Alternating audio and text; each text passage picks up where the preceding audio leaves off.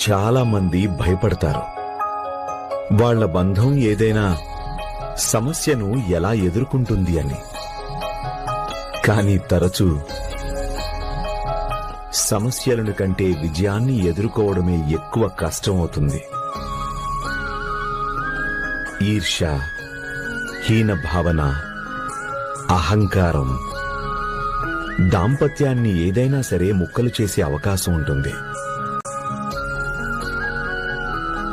ఎప్పుడైతే పురుషుడు స్త్రీ వివాహ బంధంలో బందీలవుతారో అప్పుడు తమ సర్వస్వం పంచుకుంటామని ప్రమాణం చేస్తారు.